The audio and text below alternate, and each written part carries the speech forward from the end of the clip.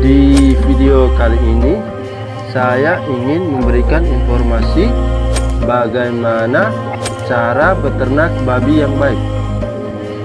Simak video ini sampai habis.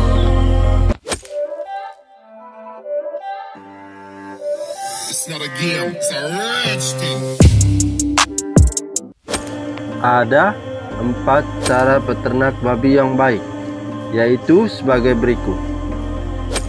Yang pertama, berikan perhatian yang insentif. Ternak babi merupakan hewan yang sangat sensitif. Jika perlakuan yang diberikan kurang maksimal, maka hasilnya pun tidak maksimal. Ternak babi tidak boleh dibiarkan atau ditinggalkan oleh tuannya lebih dari 1 hari. Mereka perlu diperhatikan secara terus-menerus agar perkembangannya maksimal. Mulai dari kebersihan ternak babinya setiap hari, porsi dan komposisi nutrisi makanannya, kebersihan kandang, dan sanitasi juga perlu perhatian yang serius setiap hari. Jika Anda ingin mempercayakan ke anak kandang atau penjaga ternak babi Anda, maka Anda tidak boleh asal memilih dan mempekerjakannya. Anda harus lebih jeli melihat karakter dari anak kandang atau penjaga tersebut. Mereka harus setia, rajin, dan tahu benar tentang manajemen pemeliharaan ternak babi, mulai dari tata kelola kebersihan dan manajemen pemberian makanan dan pengobatan. Jika Anda belum punya anak kandang dan Anda ingin bepergian jauh, pastikan Anda percayakan ke orang yang benar. Saran saya, ajarkan ke mereka manajemen pemeliharaan terlebih dahulu sampai mereka benar-benar paham sebelum Anda bepergian jauh. Dan sebaiknya Anda tidak boleh berlama-lama di sana. Saya rasa setiap peternak senior pasti tahu benar hal ini. Coba Anda tanyakan ke mereka. Yang kedua adalah pemilihan bibit babi. Pemilihan bibit babi atau genetika babi menjadi salah satu kunci sukses dalam beternak babi. Salah memilih bibit babi akan berakibat pada lambannya pertumbuhan babi tersebut. Maka dari itu, untuk babi penggemukan, pilihlah bibit babi jenis Duroc dan Saddleback. Kedua jenis babi ini menghasilkan daging yang banyak, padat, serta cepat sekali pertumbuhannya. Sedangkan untuk jenis babi pembibitan atau indukan, Anda boleh pilih babi jenis Landrace atau Yorkshire, karena kedua jenis babi ini menghasilkan anak yang banyak dan air susu yang banyak. Untuk jenis pembibitan atau indukan, pilihlah bibit babi yang puting susunya paling banyak dan simetris, serta tubuhnya paling panjang dari yang lain. Fungsi memilih bibit babi yang tubuhnya panjang adalah memberi ruang yang cukup untuk anak babi menyusui. Untuk bibit babi yang baik juga harus yang kelihatan segar, tidak kurus, kerempeng, gerakannya lincah dan gesit, kakinya tegap. Hindari membeli babi yang bulunya terlalu tebal dan mulutnya panjang karena lamban perkembangannya. Pilihlah bibit babi yang rakus makan dan lincah, serta gesit berlari merebut makanan ketika dibuang makanannya ke kandang.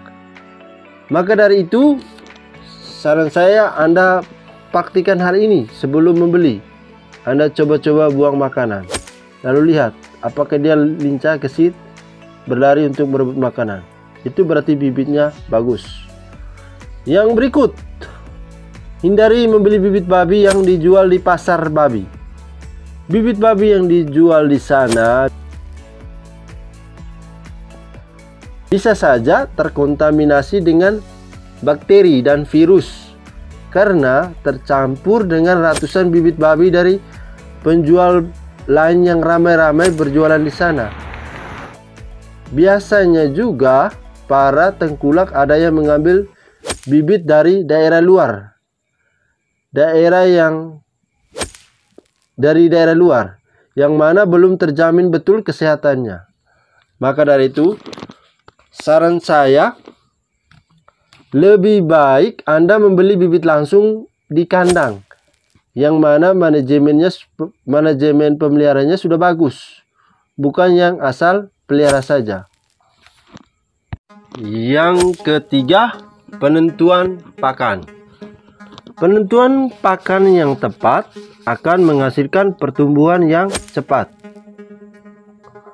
Pakan yang bisa Anda gunakan yaitu tepung ikan, ampas tahu, dedak jagung, kacang kedelai, dan limbah dapur. Pakan pembibitan atau indukan yang sementara bunting harus beda dengan pakan babi penggemukan dan babi penjantan. Pakan pembibitan atau indukan yang sementara bunting harus dikurangi lemaknya dan serat tinggi harus dihindari. Bobotnya juga tidak boleh terlalu gemuk untuk menghindari anak babi di dalam perut tertendes oleh lemak yang mana berakibat pada kematian anak babi di dalam perut serta mempermudah kelahiran. Pakan penggemukan lebih diutamakan makanan yang kandungan lemak dan proteinnya tinggi. Jika Anda ingin mendapatkan isi atau dagingnya tebal dan banyak, maka perbanyak di makanan yang mengandung karbohidrat dan proteinnya yang tinggi, serta kurangi yang mengandung banyak lemak. Sedangkan untuk kebutuhan bisnis dan cepat besar, perbanyak di lemak dan protein sebanyak 40-50% setiap kali pemberian pakan. Untuk lebih jelasnya, tonton di video makanan babi supaya cepat besar di channel ini. Yang keempat, manajemen kandang.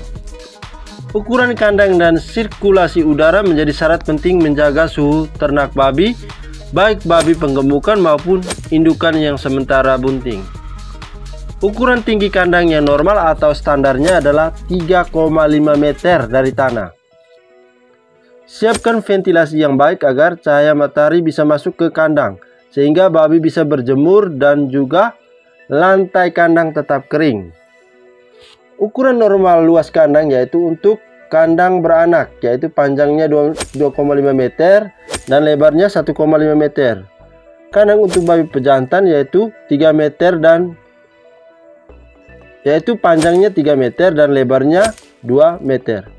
Ukuran kandang untuk ternak babi yang berumur 3 bulan sampai 1 tahun adalah panjangnya 1 meter dan lebarnya 1 meter.